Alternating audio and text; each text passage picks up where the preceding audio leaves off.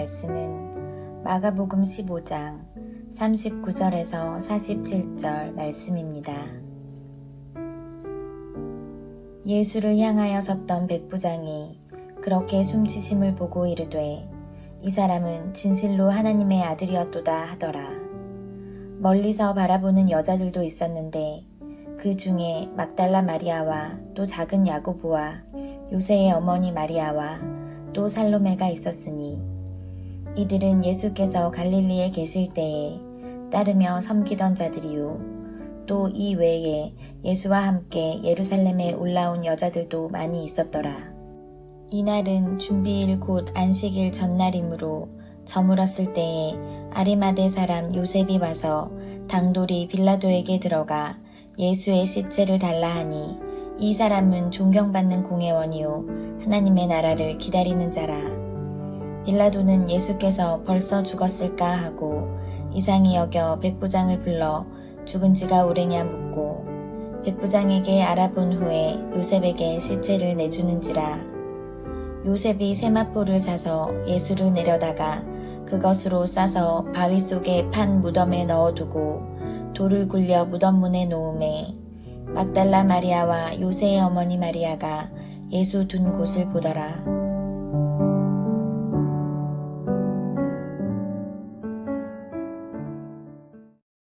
오늘은 예수님께서 십자가에 달리신 고통을 묵상하는 성금요일입니다.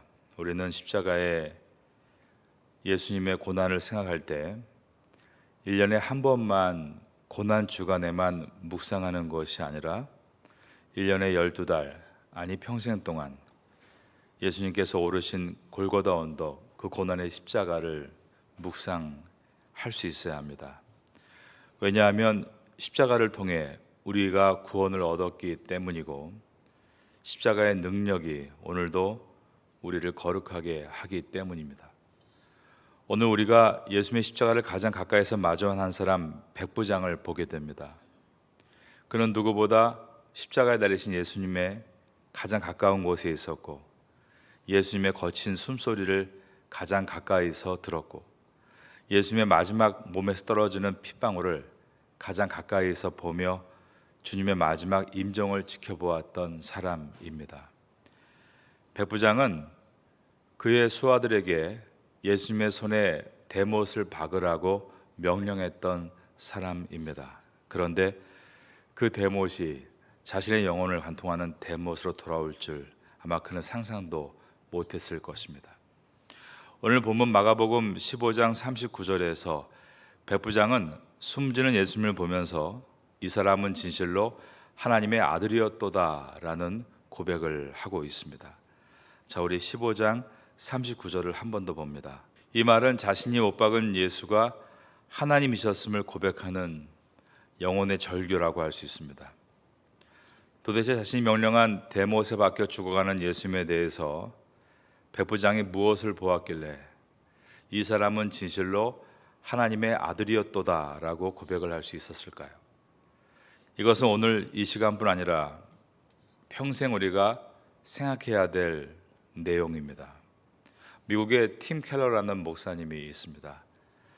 미국 뉴스위크지로부터 21세기 C.S. 루이스다 이러한 찬사를 받은 분입니다. 필라델피아에 있는 웨스트민스터 신학교 교수로 있다가 교회 개척 사역의 부르심을 받고 뉴욕에서 맨하튼 리드머 철치를 개척했습니다. 그는 미국 기독교 지도자들이 이 시대에 가장 주목할 지도자라고 극찬할 만큼 현재 가장 영향력이 있는 설교자 중에 한 사람이 되었습니다. 그가 마가복음에 대해서 쓴 책이 왕의 십자가라는 책입니다. 킹스 크로스라고 해서 한국에서도 출판됐고 많이 읽혀졌습니다. 이 책에 보면 팀 켈러 목사님은 나는 무려 30년 동안 어떻게 백부장이 이런 고백을 할 수 있었을까를 붙잡고 씨름했습니다 라는 고백이 나옵니다. 탁월한 신학자가 이것을 30년간 붙잡고 씨름했다고 말할 만큼 오늘 본문의 이 백부장의 고백은 신비한 사건입니다. 과연 무엇이 그의 어두운 영혼을 깨트리고 그를 빛 가운데로 나오게 만들었을까? 마가복음은 1장 1절에서 하나님의 아들 예수 그리스도의 복음의 시작이다라고 시작했습니다. 그러나 마가복음 전체에 어느 누구도 예수님을 하나님의 아들이라고 고백한 사람은 백부장 외에는 없다는 것입니다. 물론 마가복음 8장에 보면 베드로가 주는 그리스도신이다라는 고백이 있습니다. 하지만 그가 주는 그리스도신이다라고 고백한 것은 유대인으로서 유대의 왕이라고 고백하는 것이지 하나님이라고 고백하는 것은 아니었다는 것입니다. 그 당시 유대인들은 하나님께서 인간의 몸을 가지고 이 땅에 오신다는 것을 상상조차 하지를 못했습니다. 그런데 오늘 본문의 백부장은 자신의 명령에 의해서 한 인간이 나약하게 죽어가는 것을 보면서 이 사람은 진실로 하나님의 아들이다라고 고백을 한 것입니다. 그 당시에 로마 동전에는 신이신 아우구스토스의 아들 디베리오 가이사라는 글귀가 새겨져 있었습니다. 그러므로 로마 군인인 백부장이 신의 아들이라고 부를 수 있는 오직 유일한 사람은 로마의 황제 가이사뿐이었습니다. 그런데 그가 예수님을 보고 하나님의 아들이다라고 하는 것은 예수님이 신이시다라고 고백을 하는 것입니다. 무죄한 자의 고백이 아닙니다. 압력을 받아서 억지로 한 것도 아닙니다. 자신의 명령으로 십자가에 못 박힌 분을 바라보면서 그분이 참 신이시다라고 고백을 한 것입니다. 백부장에 대해서 생각할수록 그 고백의 깊이가 느껴지게 됩니다. 로마 제국은 인류 역사상 엄청난 위대한 제국으로 남아 있습니다. 그런데 그 이유를 로마의 군대 때문이다라고 평가합니다. 그래서 로마 제국은 로마 군대에 의해 세워졌다라는 말도 있습니다. 로마 제국의 군인들은 대부분이 직업 군인이었습니다. 그리고 그 중에는 시민권을 따기 위해서 로마 군대에 자원하는 사람들이 많이 있었습니다. 군대에서 복무 기간에 대해서 아우구스토 황제 때는 20년이었고 플라비안 황제 때는 25년을 복무했다 역사에 남아 있습니다. 티베리우스 황제 때는 군단의 숫자가 25개였다라고 되어 있는데 그 군단들이 광활한 로마 제국 전역에 상제하면서 로마를 지켰습니다. 한 군단의 병력은 6,000명이었습니다. 그러나 보병이 5,300명, 기병과 공병이 7,000명으로 짜여진 아주 조직적이고 훈련된 강력한 부대였습니다. 오늘날로 말한다면 미국의 군대라고 상상할 수 있습니다. 지방에 임관한 총독이 한 군단을 광활했기 때문에 예수님을 재판한 총독 빌라도는 이스라엘 팔레스틴 지역의 최고 통수권자라고 할 수 있습니다. 한 개의 군단에 보면 6,000명을 통치하는 총독 밑에 6명의 호민관이 있습니다. 그리고 그 밑에 60명의 백부장이 있는데 말 그대로 백부장, 센투리온, 각각 100명의 병사들을 거느리고 있는 것입니다. 이들은 한 군단 6,000명 가운데 실질적인 실세들로서 군을 최전방에서 직접 지휘하고 싸우는 전술 장교들입니다. 성경에는 백부장이 자주 등장합니다. 마태복음 8장에는 자기의 종의 질병을 낫게 해달라며 예수님께 찾아왔던 백부장의 이야기가 나오고 있고 사도행전 10장에는 고넬료라는 백부장이 나오는데 이달리아 부대라고 하는 군대의 백부장이었다. 즉 황제 직속 부대의 백부장이었다라고 소개합니다. 이 말은 이탈리아 로마 황실에서 직접 내려보낸 왕의 친위 부대의 백부장이란 뜻입니다. 이와 같이 뛰어난 기능을 갖춘 장교들이 백부장들이고 이들은 귀족층에서도 있었지만 일반 사병들에게서도 나왔습니다. 군대의 최말단에 들어와서 전쟁터에서 실력을 거듭해서 백부장이라는 직업군인들이 있었던 것입니다. 전쟁터에서 이 정도로 위로 올라올 정도라면 보통 사람이 아니겠죠. 실력이 있고 두려움이 없고 적을 많이 죽여본 사람들입니다.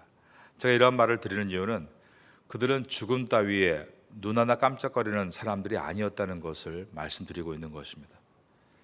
더군다나 오늘 본문에 나오는 백부장은 사형을 집행하는 사람입니다. 즉 사형을 밥 먹듯이 집행하는 사형 간수들의 수장이었다는 것입니다. 사람을 죽이는 직업을 가지고 어떻게 살겠습니까? 그래서 이 백부장은 의지적으로 무정해져야 하고 또 의지적으로 차가워져야 하는 것입니다. 자신의 마음을 그렇게 몰아가지 않으면 이 일을 할 수 없기 때문입니다. 거칠고 내혹한 사람이 오늘 본문의 백부장입니다. 이 백부장은 죽음의 전문가라고 말할 수 있습니다. 여러분 중에 가족이나 친지가 눈앞에서 운명하는 것을, 즉 임종하는 것을 보신 분들도 계시고 그렇지 못한 분들도 있을 겁니다.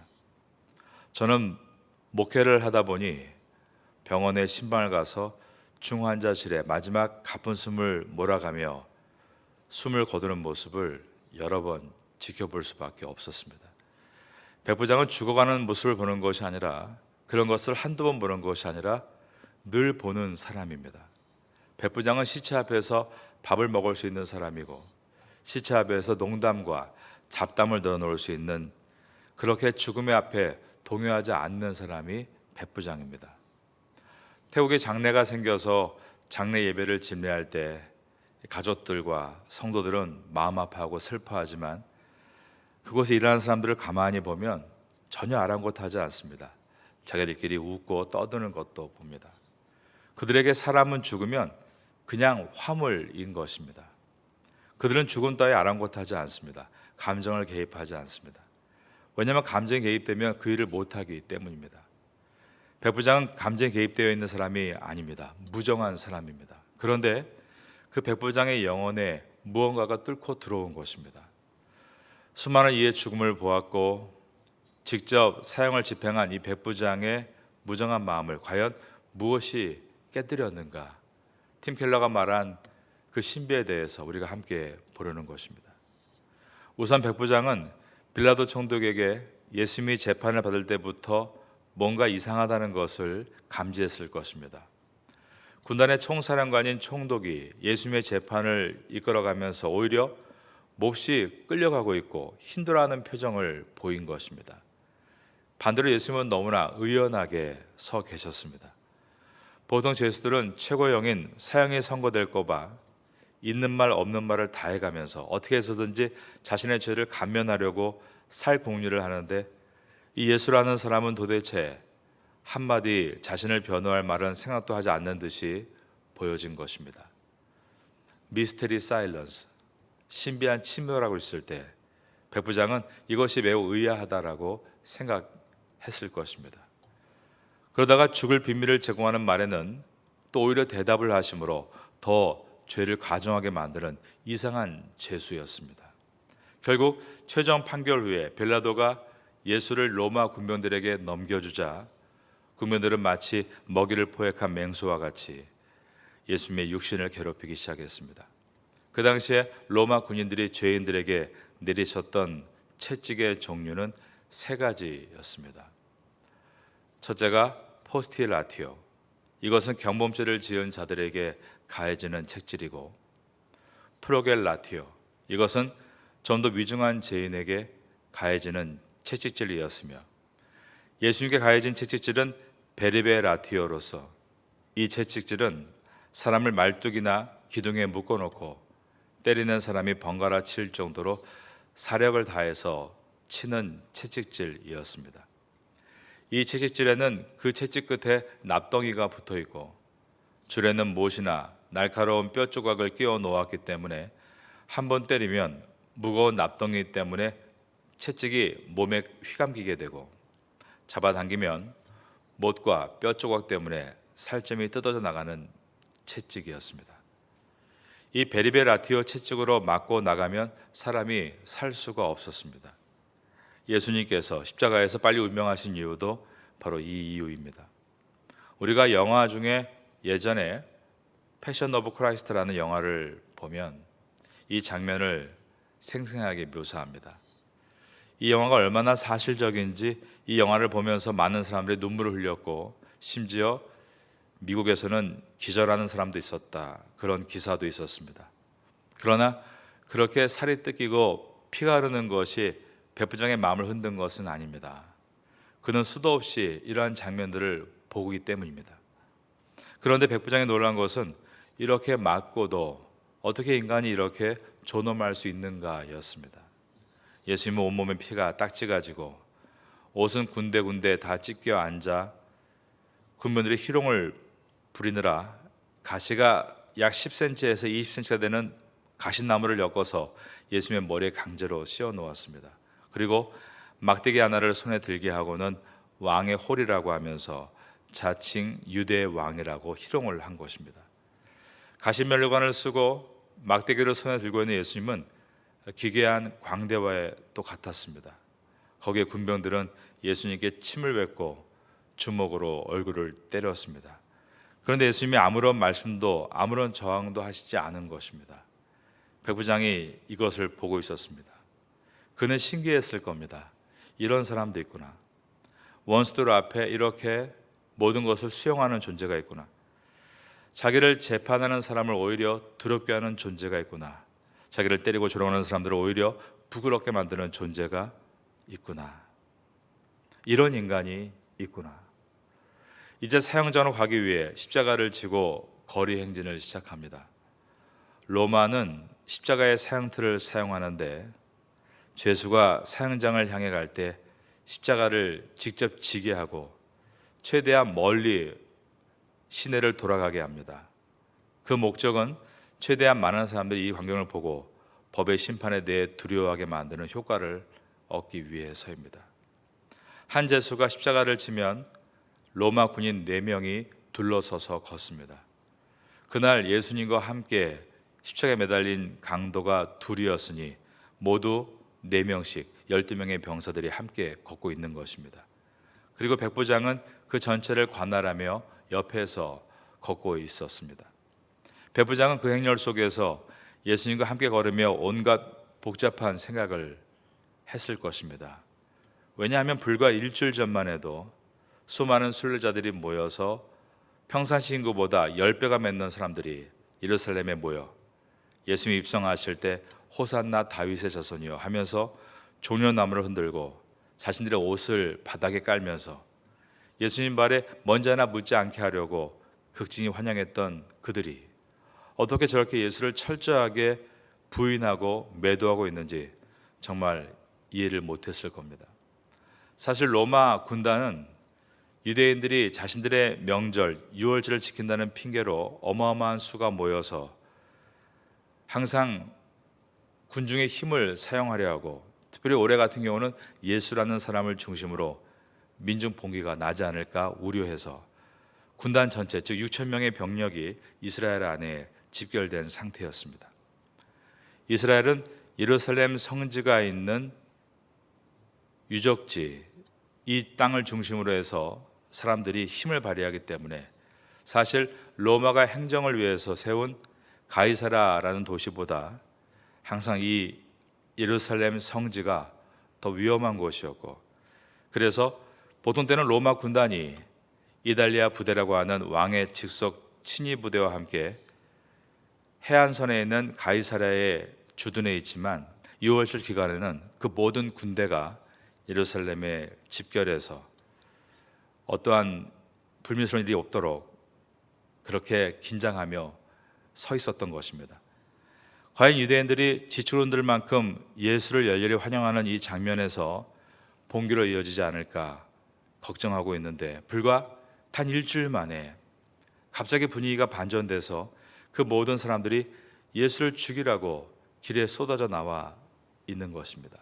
바로 그날이 오늘 성금요일 이 아침이었습니다. 예수가 자기에 끌려 십자가 채운대로 걸어가는 것을 보면서 백부장은 이날 아침 무척 혼란스러웠을 것입니다. 백부장 예수를 끌고 가면서 힐끗힐끗 예수를 볼 때 지금 그에게 가장 아픈 것이 무엇일까? 채찍에 찢긴 살도 아니고 머리에 박힌 가시면류관도 아니고 십자가의 무거운 그 짓눌리는 무게가 아니라 사람들이 자신을 외면하고 있는 것이 가장 아플 것이다라고 생각했을 것입니다. 마침내 골고다에 도착합니다. 이때가 오전 9시입니다. 골고다는 해골이라는 뜻입니다. 십자가에 처형하고 그 시체를 그냥 바닥에 던져놓는 일이 많아서 해골뼈들이 모여있던 곳이었습니다. 로마 병전들은 아주 기계적으로 움직입니다. 아무 감정 없이 어지러진 해골들을 이리저리 발로 치우고 일사불란하게 십자가 처형을 준비했습니다. 그런데 여태까지 십자가로 처형할 때 죄수들의 한결같은 반응이었는데, 그것은 손에 못을 박으려 할 때 손을 펴지 못한다는 것에 있습니다. 누가 손바닥을 펴겠습니까? 조금이라도 이 처형식을 지연시키고자 주먹을 있는 힘을 다해 쥐고, 그리고 팔뚝을 끌어당겨서 십자가의 처형을 끝까지 저항하는 것입니다. 하지만 예수라는 사람은 죄수를 이상하게도 끝까지 저항하지 않고 팔뚝은 나무에 그냥 붙어 있고 손바닥은 펴 있었던 것입니다. 자기가 여태까지 무수히 많은 십자가 처형을 집행했지만 한 번도 손이 펴져 있는 경우는 없었습니다. 그 펴진 손이 또 한 번 이 백부장의 영혼에 충격을 가했을 것입니다. 예수님은 이전날 새벽에 주님 앞에 기도할 때 아버지여 나의 원대로 마시옵고 아버지의 뜻대로 하옵소서. 주님은 십자가에 못 박히시기 위해 그 길을 걸었고, 그러기에 손을 피신 것입니다. 그 손에 못이 관통에 들어갔습니다. 혈관이 터지고 근육이 뒤틀리고 찢기고 세포가 다 튀어나오고 뼈가 엉망이 되어 벌어집니다. 그런데 그 고통의 현장에서 백부장을 충격으로 몰아넣는 것이 고통이 아니라 십자가에 달려서 하신 예수님의 말씀이었습니다. 주님께서 이렇게 충격적으로 말씀하셨습니다. 아버지여 저희의 죄를 사하여 주옵소서. 자기들이 하는 것을 알지 못하기 때문입니다.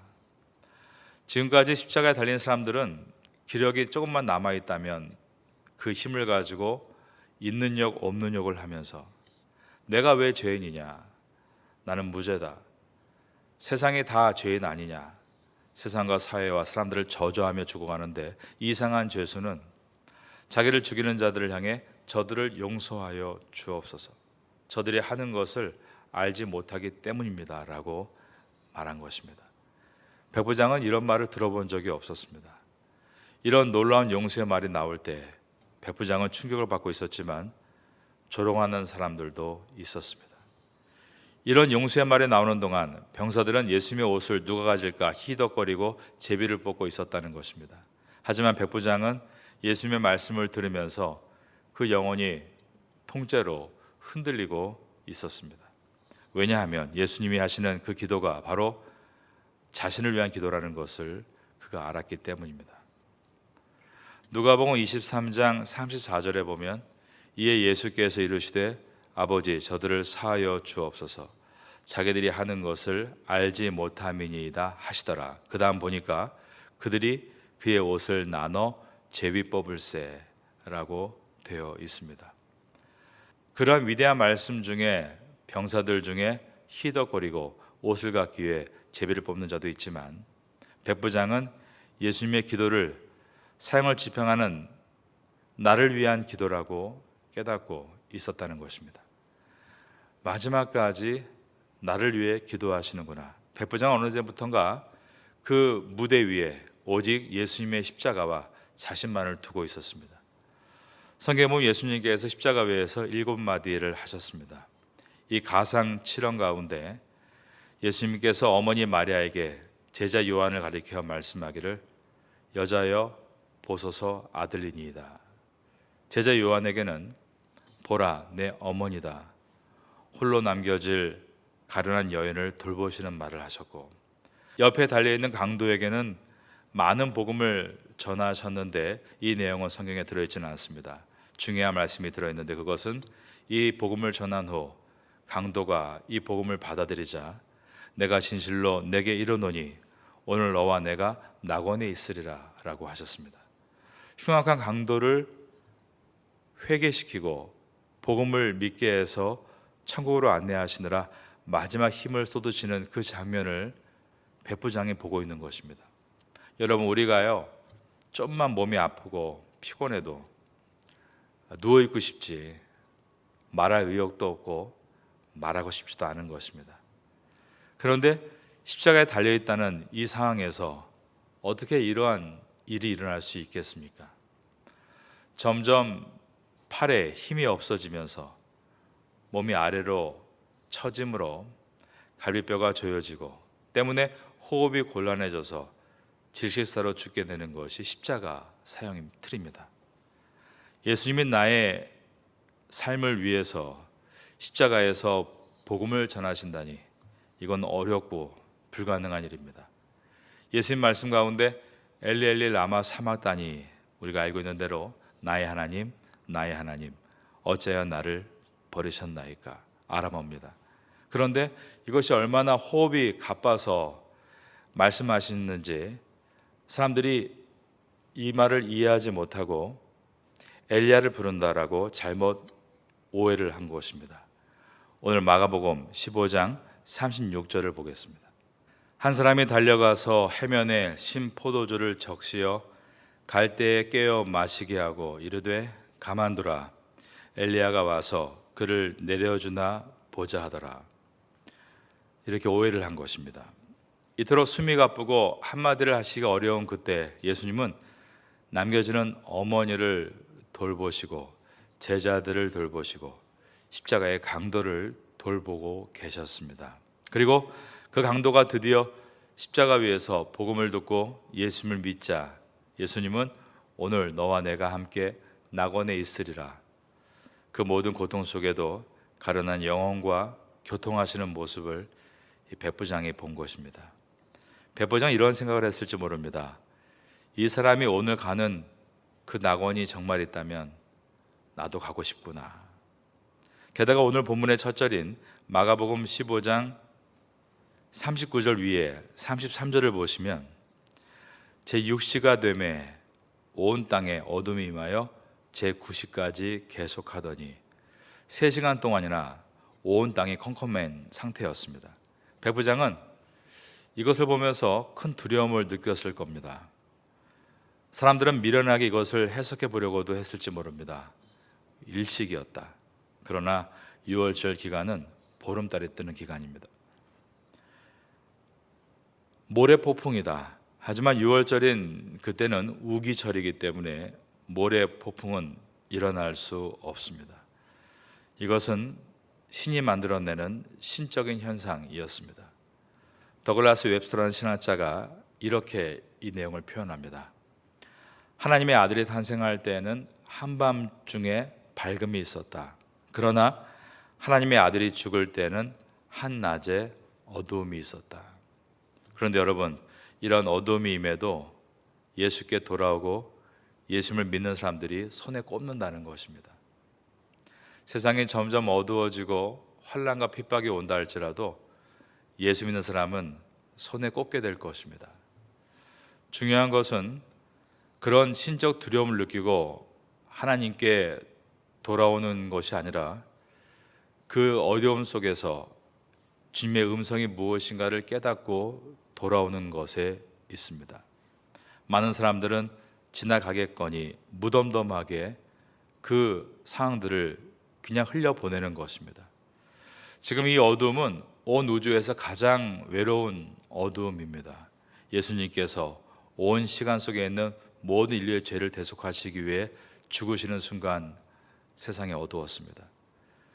세상지를 주관한 하나님의 어린 양으로 십자가에 죽어가는 이 순간 하나님의 아버지가 안 계시기 때문입니다. 철저하게 하나님의 외면당함 속에 온 인류의 죄를 짊어지고 희생제물로 죽는 시간이 바로 이 시간이었습니다. 예수님이 6시간 동안 십자가에 달려 계시면서 3시간 이후부터 흑암이 임하고 나머지 3시간 그 속에서 그 어두움은 인간이 상상할 수 없는 대속의 죽음으로 당하는 최고로 적막한 시간이었습니다. 이제 마지막에 예수님께서 뒤틀린 갈비뼈로 짓눌린 허파에 숨을 들여 마시며 모든 기력을 동원해 외친 내용이 마가복음 15장 34절입니다. 자, 34절 말씀 읽어보겠습니다. 제9시 예수께서 크게 소리 지르시되 엘리 엘리 라마 사박다니 하시니 이를 번역하면 나의 하나님 어찌하여 나를 버리셨나이까 하는 뜻이라. 패션 오브 크라이스트, 우리가 이 장면을 사실적으로 영화를 통해 볼 수 있겠습니다. 그러나 여러분, 그렇게 영화를 통해 보는 것이 정말 값진 것일까요? 정말 더 깊은 의미, 그것은 성경을 앞에 놓고 성경을 한 줄 한 줄 읽으면서 오직 성경 안에서 성령의 감동을 통해 이 고통을 깨닫는 것에 있습니다. 마지막 큰 소리를 지르시고 운명하셨다.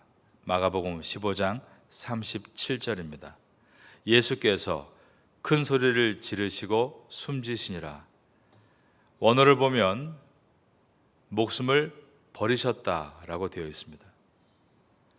예수님께서 목자는 양을 위하여 목숨을 버리노라, 그때의 단어와 같은 단어가 쓰여져 있습니다. 즉 예수님께서 우리를 위해서 스스로 목숨을 버리신 것입니다. 하지만 이것은 자살이 아닙니다. 자살은 나를 위해 죽는 것이지만 예수님은 자신을 위해 죽은 것이 아니기 때문입니다.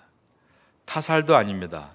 타살은 내가 원치 않는데 죽는 것이지만 예수님은 하나님의 시간대에 스스로 목숨을 버리셨기 때문입니다. 예수님께서 스스로 십자가를 선택하셨고 모진 채찍을 다 맞으시고 텔레테스타이, 다 이루었다, 십자가에서 마지막 하신 말씀을 거친 후에 운명하십니다. 이것을 백부장이 다 보았습니다. 그러면서 태풍과 같은 충격이 그의 영혼을 통과한 것입니다.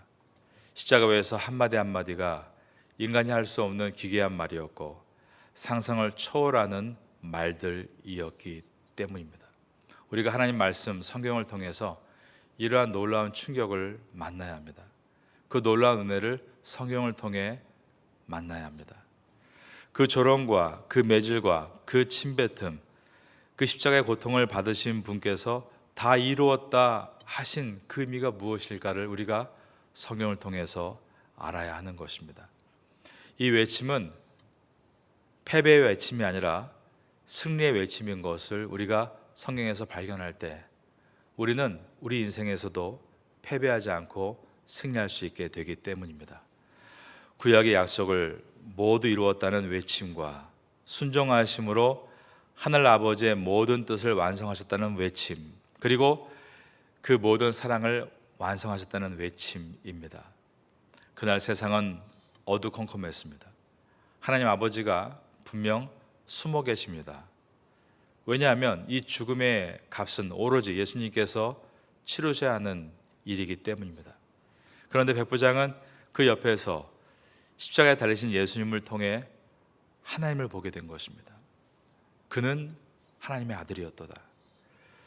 그것도 아주 비참하게 내 손에 죽어가는 예수님의 속에서 하나님을 발견했다는 것은 참으로 놀라운 고백이 아닐 수가 없습니다. 우리가 이것을 정말 발견할 수 있다면 우리의 삶이 어떻게 될까를 기대해 보게 됩니다.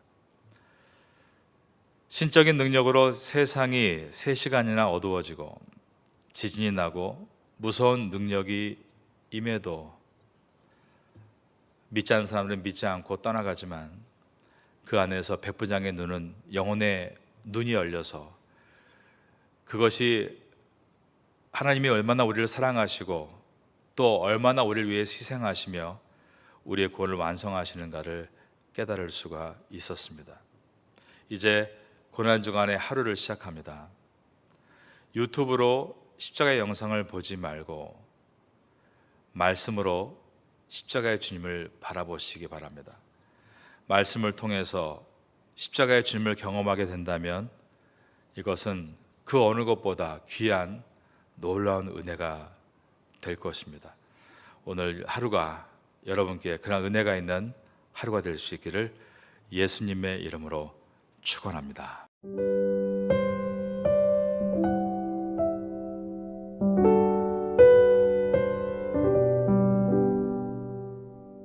지금은 함께 기도하는 시간입니다. 4월 공동 기도 제목은 첫째, 선교를 위해 기도하는 교회가 되게 하소서. 둘째, 이 지역 교회들의 필요함을 채워주는 교회가 되게 하소서. 셋째, 지역사회를 섬기는 교회가 되게 하소서. 넷째, 태국 목회자들과 한국 선교사들을 후원하는 교회가 되게 하소서. 말씀을 붙잡고 기도하는 귀한 시간 되시기를 소망합니다.